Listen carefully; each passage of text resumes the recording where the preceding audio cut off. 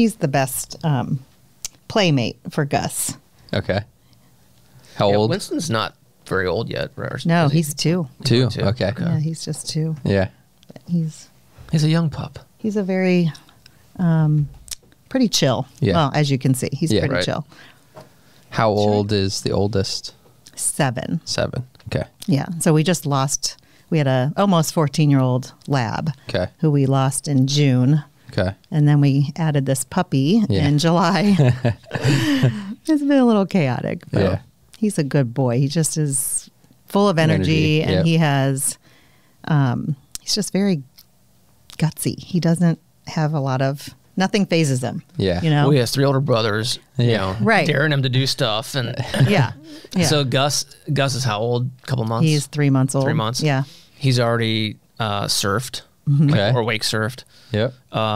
What else has he done? He's jet skied. Okay. He, he's swimming quite a bit. Yeah. What else? Doing what most retrievers like to do. Yeah. Yeah. Yeah. He's He living loves the it. life. Loves the water. Yeah. That's awesome. So it's funny. That's cool. Well, Winston, thank you for joining us today. We appreciate it. We'll do a podcast. He says just with thank him. you. Just with him. Yeah. He says, thanks for having me. Yeah. All right, cool. Would you say I'm going to say this wrong, are all 3 dogs certified therapy dogs? Yes. They are. Okay. Okay. We'll get into that here in a sec because I do want to go down that path because I think that's important. All right, cool. Oh yeah. Big part of why I do this is because of my sister. Okay. So, Well, perfect. We'll get into that. yeah. All right.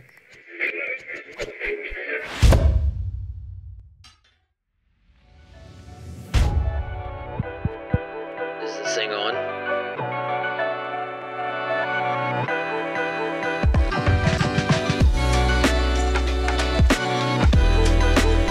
Hey guys, welcome back to another episode of the Summits Podcast. Thank you all for joining us from wherever you get your podcasts, or if you're tuning in on the Heroes Foundation YouTube channel.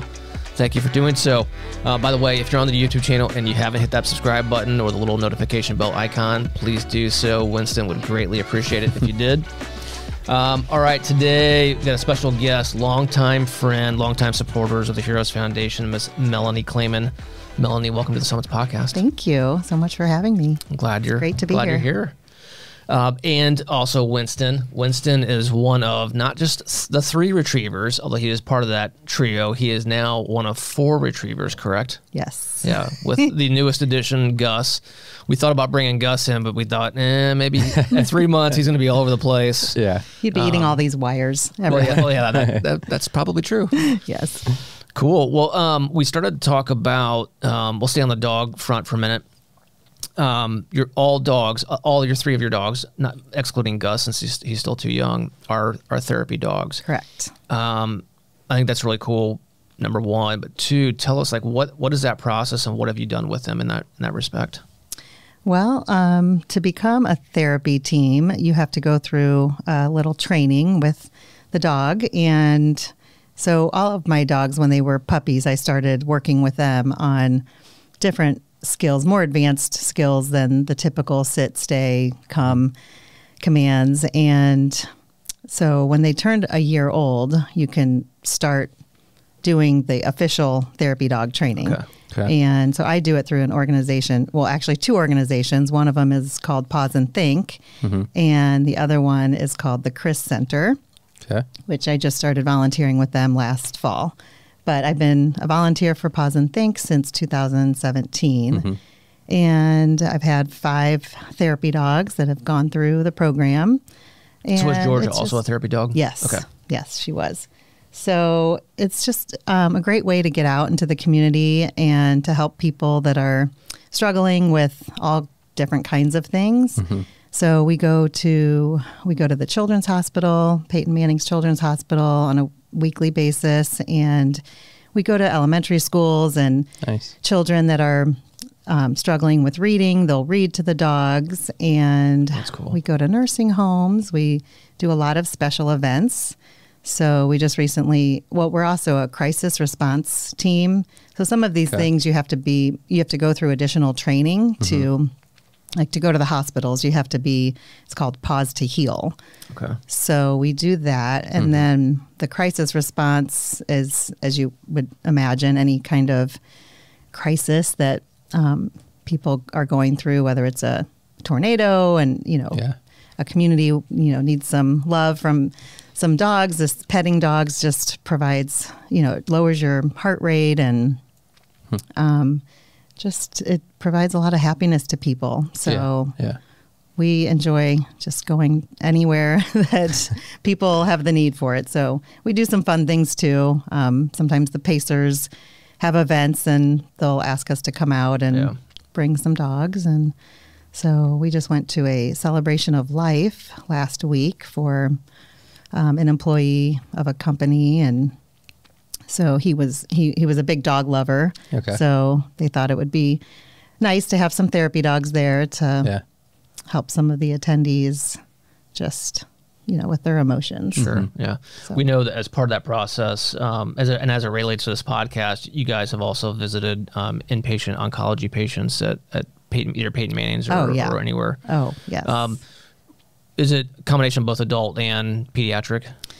During the summer, we do go to the main hospital. Okay. So we do see adults, but most of the year, during the school year, we typically just do Peyton Manning's. Okay. So we see a lot of children going through chemotherapy and, that have been in the hospital for a long time. Mm-hmm. So it's just great to see the smiles on their faces when we walk in. They love the dogs. They love to have them come up on their bed and snuggle with the dog. And, a lot of them have dogs at home and they haven't seen them in a long time. Sure, yeah. So it's a great win-win for all of us. The dogs love it. I feel good about what I'm doing. And then obviously not just the children in the hospital, but their families, their parents that are there. It helps them too. So, and all the nurses. Yeah. Well, kudos for you guys for doing that. That's awesome. Certainly we know through our Team Joy program what reactions you get by being there to help support people going through that experience. And it's rewarding for sure.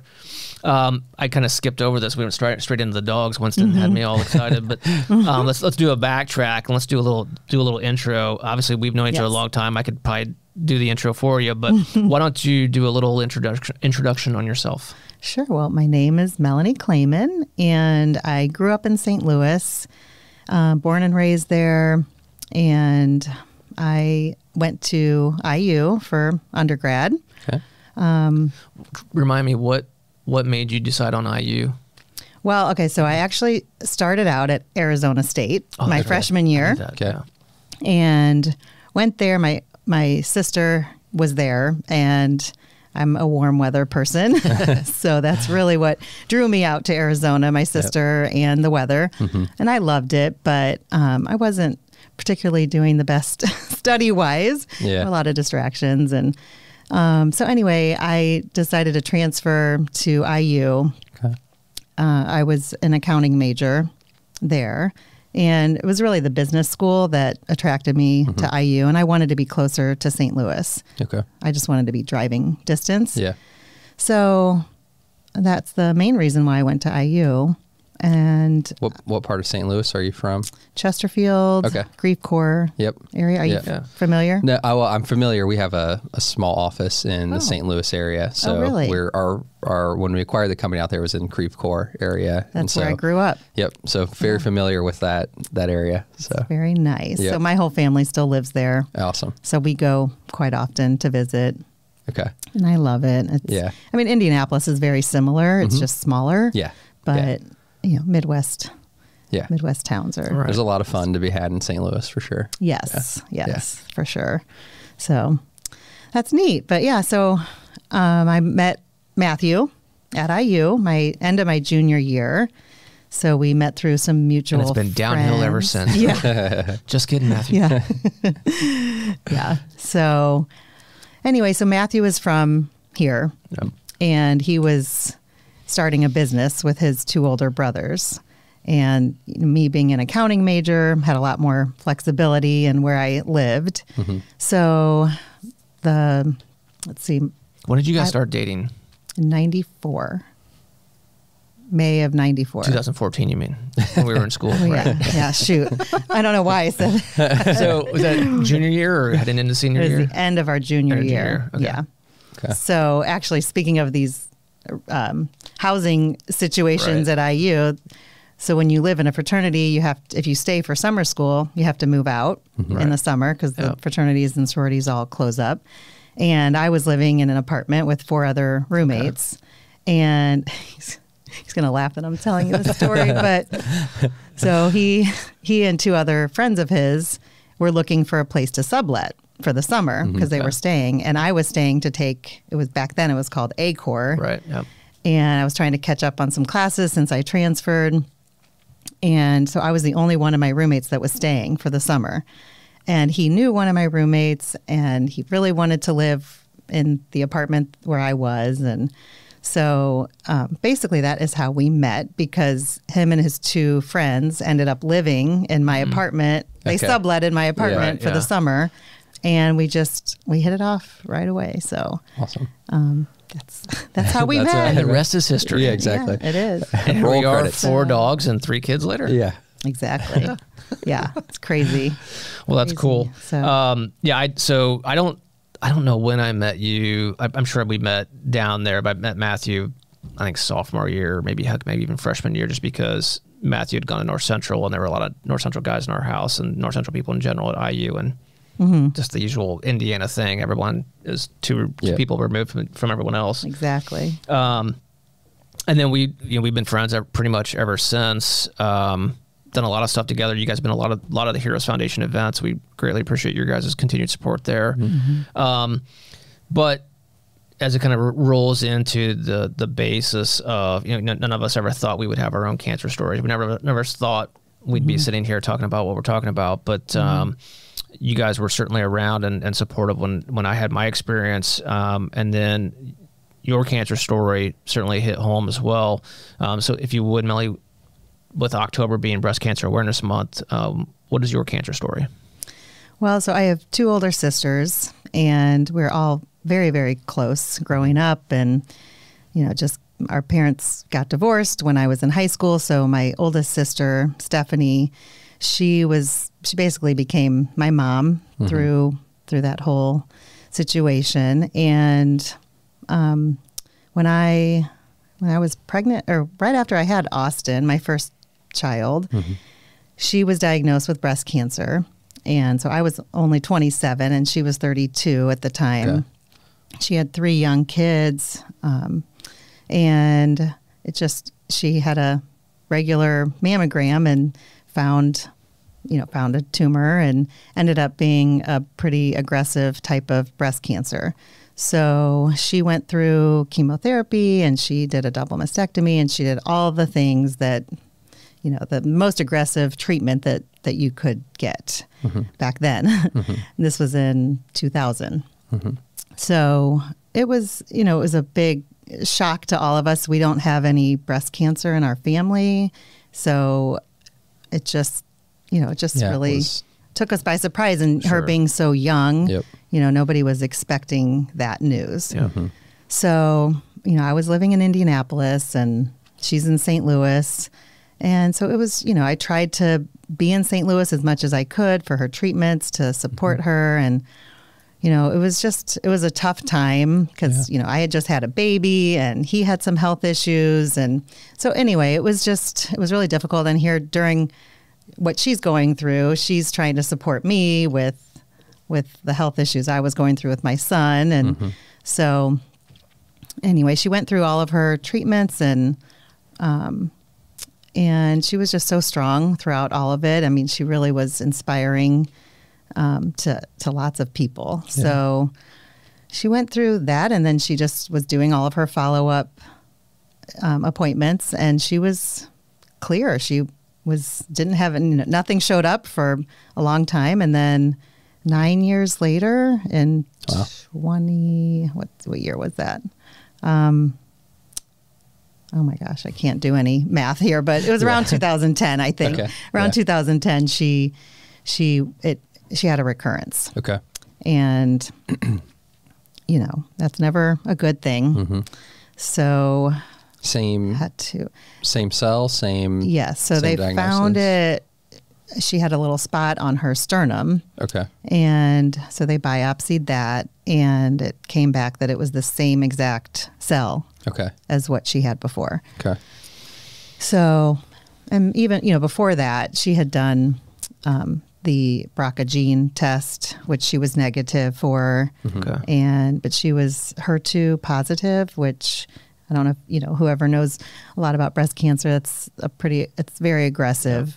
Okay. So, but the good thing was that there were certain drugs that were just to target the HER2 cells. And so she was on that. And so, it was it just, when she was re-diagnosed, it was very scary. It was on her bones, and she did a PET scan, and they found, some spots in different places. And so it was some on her lungs, and so she just started all over again, and they had to, at that point, they had new drugs that were out that she could try. And so she was a fighter. Yeah. Yeah. Fighter. And then what was the prognosis at that point? I mean, did you guys kind of know then, or was it not until having tried a few things? Her oncologist was always very positive, and just kept telling her that this is not the end. We have a lot of options, and a lot of tricks up our sleeve. And she just said, we're going to try everything. So I think my sister knew, she knew that it was going to be a tough battle, but she was willing to fight as hard as she could. And so it was, she had some really great years even after that. Yeah. I'd say she lived another 7 years.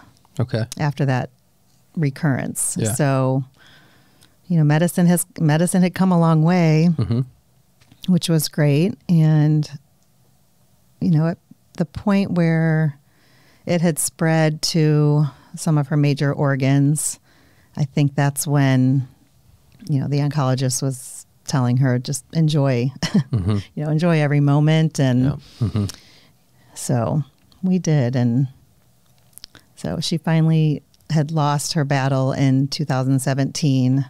She was 49 years old. Wow. And it was really hard on our family, obviously. Yeah. And just being there for her those last 3 weeks were really tough. It eventually had gone to her brain, and that's when it really was. Yeah. We knew. I mean, we actually had to make a tough decision, because it was, do we do surgery to remove the tumor that they found on her brain? With her health condition, is she going to be able to survive the surgery? Because it was also her kidneys were also failing, and things were just starting to really unravel. Compound. Yeah. And so. Well, I'll tell you, first of all, and you already know this, we're very sorry for your loss. I was at the funeral, and you can tell a lot about a person or and their family by going to either a funeral or celebration of life. And this packed house, which says a lot. Variety of emotions, from obviously sad for the obvious reasons, but also a lot of positive stories, a lot of support, which I think speaks volumes for Steph as well as your family. Well, I have to say that a memory I'll never forget is seeing you show up at the temple. That was, what's a little Catholic kid doing here? Yeah, no, I was not expecting any of our friends from Indianapolis to travel to St. Louis to the funeral. And it just, there's things that you'll never forget in life. And that's something that really touched me and touched Matthew. And so I just really, really appreciated seeing you there. There's actually a funny story, and maybe you've already heard this. I don't know. But so I go, and I think I was probably running late, but I'm big church or big temple. There's a balcony and like all the main areas already just packed. So I'm like, okay, I'm going up to the balcony, and literally like in like the next to last row or whatever. I'm just sitting there. It's like no big deal. And oh crap, who was it? A mutual friend of ours who was there down sitting close to them, and that the service hadn't started yet, but they happened to get up out of the aisle and look up, and maybe it was my bald head. No, actually it was Sherry. Sherry, yeah. She looks up and she's like, is that Vince way down up there? Next thing I know, I can see her on her phone. I just wasn't really paying attention. Then my phone buzzes, and I'm like, she's texting me. She's like, what are you doing up there? I'm like, I just got here. This is there's an open seat. She's like, get your ass down here. So I'm like, okay. Yeah. So I have to say, so on this topic, while Stephanie was in the hospital during her last few weeks, when she went to hospice, eventually, one of the things that they had at the hospital were therapy dogs that came through. Yeah. And that was the one thing that brought a smile to her face. Mm-hmm. And, and it brought a smile to me and my family. Yeah. Because we're all dog lovers. Yeah. Everyone in my family has dogs and multiple dogs. And Stephanie, I had been talking to her actually at the time about getting a puppy. And I had 2 dogs already. Okay. And so she actually helped me pick out Archie, which is our now 7-year-old golden retriever. Yeah. And she never got to meet him, unfortunately, but she saw pictures of him, and she, helped me decide if I should get a boy or a girl. Mm-hmm. And she thought, oh, you have to get a boy dog. And so that is what inspired me to make my dogs therapy dogs. Awesome. So that was my goal. Yeah. After she passed away, I said, this is what I'm meant to do. Mm-hmm. I was an accountant. I went to school to be an accountant, and it was fine being in that role, but I knew, I just had to do something to help other people going through a difficult time. And it really has, I think of her, well, obviously I think of her every day, all the time, but when I'm at the hospital with the dogs and walking into rooms with seeing patients that are going through cancer, it makes me feel like I'm doing what I'm meant to do. Mm-hmm. Yeah. And that she's watching down on me and saying, thank you for doing this. Yeah. So that's one of the gifts she's left you. One of many. Mm-hmm. And I think we're very happy about what you guys are doing. Getting back to Winston, who has chosen to fall asleep on us. Taking a quick nap. Melanie has a social media following at the 3 Retrievers. Chris will put that up on the screen. So if you guys have not followed them on Instagram, please do so. It's a lot of fun watching these dogs do different things. You can poke fun at her husband, Matthew. I certainly do and enjoy that. He would appreciate it. But it's amazing, like the connection people have with dogs or other pets. And it's probably safe to say that when you started that, you had no idea it was going to blow up into what it has become. Yeah. But think, it's, as you were just saying, it has become kind of a passion of yours. Mm-hmm. You get a lot out of it, as do other people. And you know what? Right. People enjoy it. So why not? And so during the pandemic, all of the therapy visits came to a halt because we couldn't go, to the hospitals, and schools were shut down, and all the places that I was taking the dogs were closed. Mm-hmm. So when I started the Instagram account, it was in 2020, right before the pandemic actually had started, but just about a month before. And I think that since a lot of people were stuck at home, and watching these videos of dogs doing cute things just brought happiness to people. And so it gave me, the reason I really started it was to just document all the pictures and videos that I take. If you saw my phone, it has probably it does have about 120,000 pictures and videos. And so it's about 90% dogs on there. Yeah. My kids, are all older, so they don't like when I take their pictures anymore. But used to be the babies, but now it's the dogs. Yeah. So it is a lot of fun, and it really, I did not expect it to grow like it has. And and so now it has sort of become a business. Yep. And I do some brand endorsements. Cool. And a lot of pet products and some non-pet products too. Okay. So it's just the world that we're in today is a lot of social media advertising. And so Might as well. it's a whole new venture for me.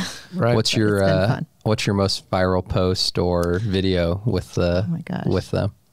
Well, I have a few that have gotten about over 20 million views. Okay. Wow. And oh my gosh, I'm trying to remember. 20 million. It's kind of like our podcast. Yeah, it's pretty 20 million very followers. similar numbers. Yeah. Some of them I was really shocked that they got that many views because I didn't think they were that great of videos, but for whatever reason, whether it was the algorithm or Totally resonated.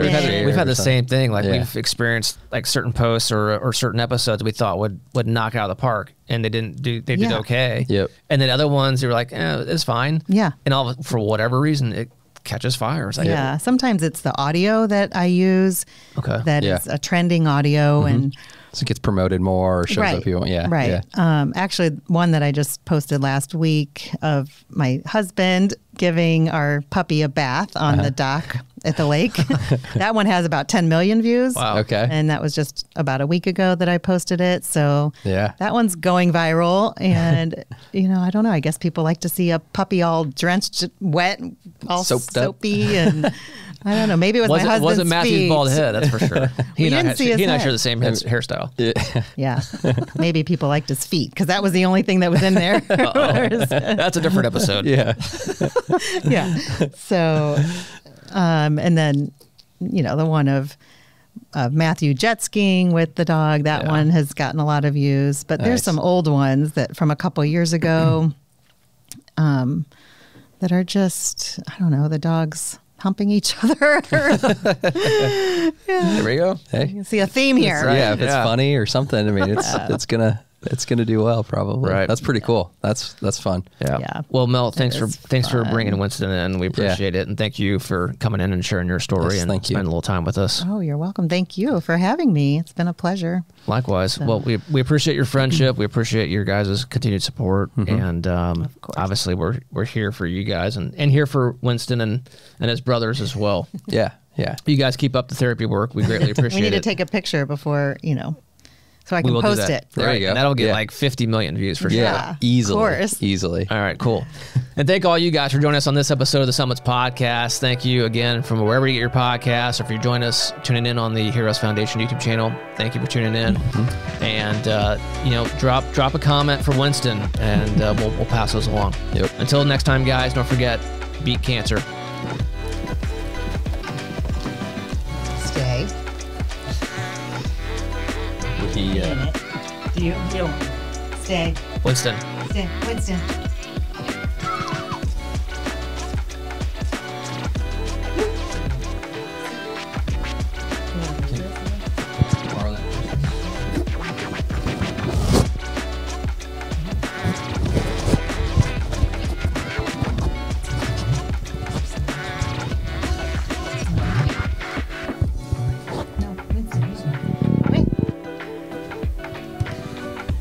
So close. You're such a baby.